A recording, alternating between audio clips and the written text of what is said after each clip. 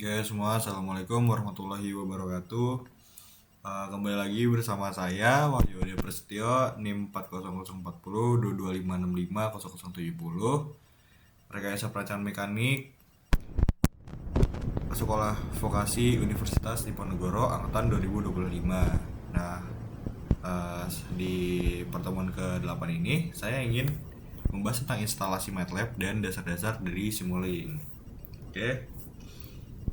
Langsung saja kita mulai PPT-nya. Nah, MATLAB dan dasar Simulink. MATLAB dan Simulink adalah landasan di bidang teknik yang memungkinkan para insinyur dan ilmuwan untuk merancang, menganalisis, mensimulasikan sistem yang kompleks di berbagai disiplin ilmu, dari sistem kontrol hingga pemrosesan sinyal, pemodelan keuangan hingga robotika. Kemampuan mereka tak tertandingi dalam hal fleksibilitas dan kekuatannya. Nah, MATLAB di dalam lingkungan komputasi numerik. Nah, MATLAB atau biasa disebut itu Metric Laboratory adalah bahasa pemrograman dan lingkungan komputasi numerik yang dikembangkan oleh MathWorks.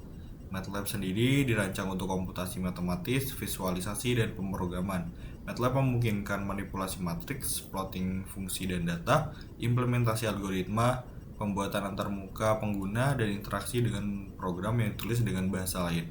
MATLAB ini juga sangat populer di kalangan insinyur dan ilmuwan karena kemampuannya dalam analisis data, pengembangan algoritma, dan permodelan sistem. Nah, fungsi utama dari MATLAB sendiri ini adalah bisa komputasi matriks dan array, plotting 2D, 2 dimensi atau 3 dimensi, pengembangan algoritma, dan penggunaan antarmuka pengguna grafis, integrasi dengan bahasa pemrograman lain seperti C, C++, Java, dan Python. Nah, lalu selanjutnya adalah Simulink.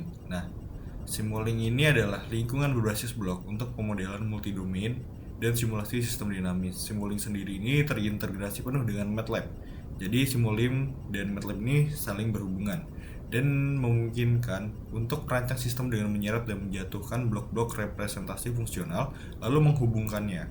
Nah, Simulink sendiri ini sangat ideal dengan sistem simulasi yang kompleks seperti sistem kontrol, pemrosesan sinyal, dan sistem komunikasi. Simulink menyediakan berbagai perpustakaan blok yang telah ditentukan sebelumnya, termasuk sumber, sink, operasi, matematika, dan fungsi nonlinear.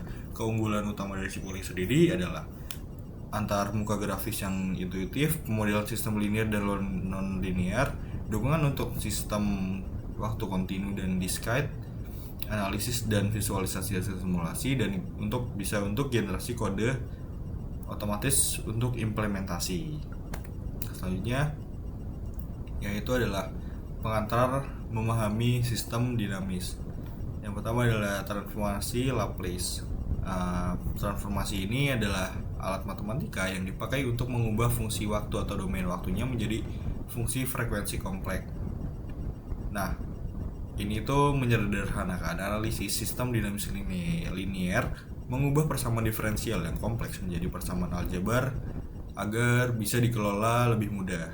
Nah, dengan mengubah persamaan diferensialnya menjadi persamaan aljabar, kita dapat lebih mudah memecahkan respon sistem terhadap input yang berbeda, memahami stabilitas dan merancang kontrolernya.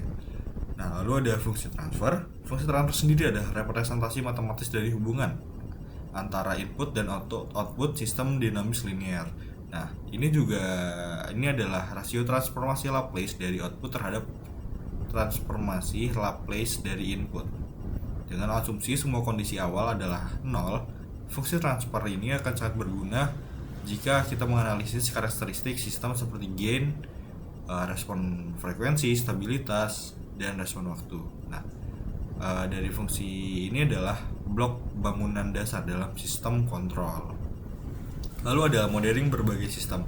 Konsep transformasi Laplace ini sendiri mempunyai fungsi yang dapat diterapkan pada berbagai sistem fisik. Salah satunya contohnya adalah sistem mekanik, sistem elektrik, dan sistem hidrolik. Di sistem mekanik sendiri ini dapat memodelkan massa, pegas, dan peredam untuk menganalisis gerakan dan getaran. Nah, untuk di sistem elektrisnya sendiri adalah menganalisis sirkuit RLC, respon transient, dan stabilitas sirkuit. Di sistem hidrolik sendiri itu dapat memodelkan aliran fluida, tekanan, dan aktuator dalam sistem hidrolik. Nah, dengan memodelkan sistem ini secara sistematis, kita dapat mensimulasikan perilaku dalam Simulink sebelum membangun prototipe fisiknya. Lalu sekarang kita akan memulai Simulink dari dasar-dasarnya dulu. Nah, pertama antarmuka atau awalan dari Simulink sendiri.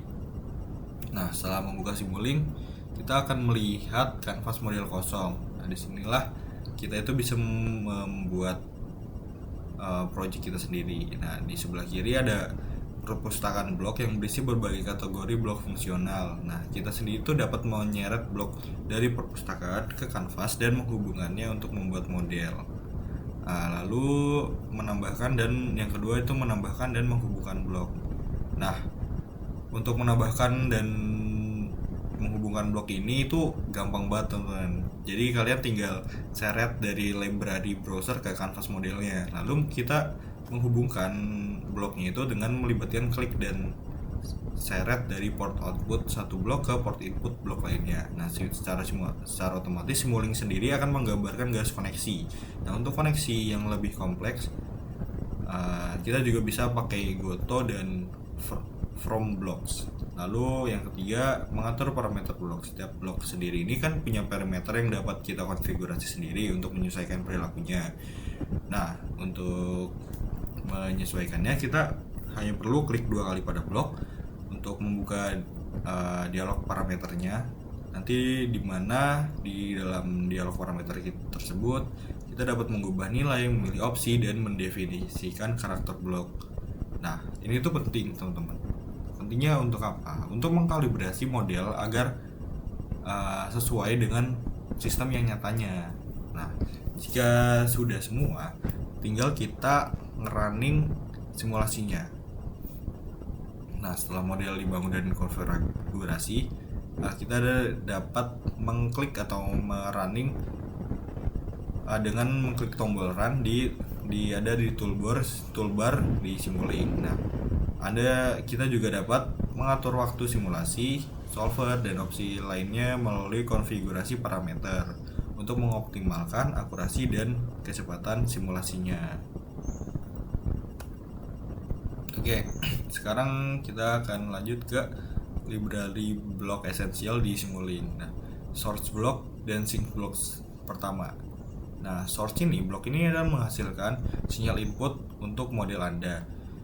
Contohnya termasuk sine wave, step, pulse generator, constant, dan clock. Ini memungkinkan kita untuk mensimulasikan berbagai input sistem dari sinyal sederhana hingga pola yang kompleks.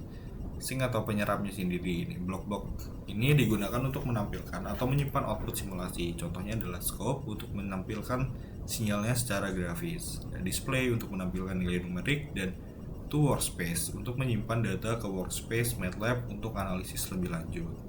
Lalu yang kedua adalah user defined function. Ketika fungsionalitas yang Anda butuhkan itu tidak tersedia dalam blok standar, kita juga dapat membuat fungsi sendiri. Ini dapat dilakukan melalui MATLAB function block. Itu dapat memungkinkan kita untuk menulis kode MATLAB secara langsung dalam blok Simulink dan memberikan fleksibilitas untuk mengimplementasikan algoritma custom. Lalu yang kedua ada S function builder. Nah, ini fungsinya ini adalah untuk yang lebih kompleks, atau kalau kita perlu berinteraksi atau kita perlu bersinggungan dengan kode C atau C++ dari eksternal gitu teman-teman. Lalu yang ketiga adalah math library dan matrix. Nah, operasi matematika di perpustakaan ini berisi blok untuk operasi matematika dasar seperti add, subtract, multiply, divide, gain, dan absolute. Nah, value dan fungsi trigonometri. Blok-blok ini dapat memungkinkan kita untuk melakukan perhitungan yang diperlukan di dalam project kita, operasi metrik. Lalu selanjutnya adalah operasi metrik. Nah, Simulink juga mendukung operasi metrik yang dapat memungkinkan kita untuk memanipulasi array dan matriks secara efisien, yang sangat penting dalam pemodelan pada sistem input multi output atau MIMO. Nah, keempat adalah lookup table atau di tabel pencarian.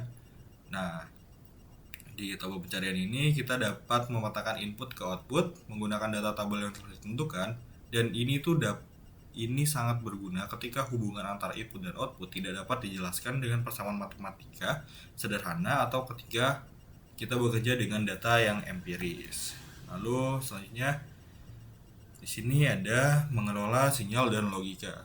Yang pertama ada MUX, DMUX, dan bus. Satu atau multiplexer menggabungkan beberapa sinyal input ke dalam satu sinyal vektor. Nah, ini tuh berguna untuk mengatur sistem dan model yang kompleks. Lalu selanjutnya ada DMUX atau demultiplexer. Itu memisahkan sinyal vektor bus kembali menjadi sinyal-sinyal individual. Nah, bus satu kreator atau selektor mirip dengan MUX DMUX, tetapi memungkinkan Anda memberikan nama sinyal dalam bus dan membuatnya lebih mudah dibaca dan dikelola, terutama dengan sistem yang banyak sinyalnya. Lalu yang kedua ada selektor dan switch. Selektor ini mengizinkan Anda untuk memilih elemen tertentu dari sinyal vektor atau matriks, atau untuk mengatur ulang urutan elemennya. Lalu yang ke switch itu ada mengalihkan antara dua input berdasarkan nilai sinyal kontrol ketiga. Jika sinyal kontrol memenuhi kondisi tertentu, satu input dilewatkan. Jika tidak, input lain dilewatkan. Ini ideal untuk mengimplementasikan logika kondisional. Lalu ada logika operasi. Logika operator blok melakukan operasi logika boolean seperti AND, OR, NOR, atau XOR.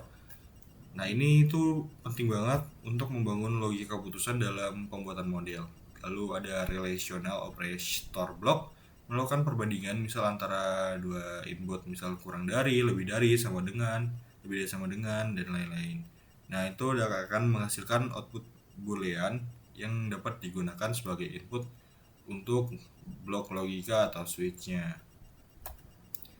Nah, cukup segitu aja video pertemuan ke-8 kali ini ya teman-teman. Mungkin kalau ada yang kurang jelas mohon maaf. Wassalamualaikum warahmatullahi wabarakatuh.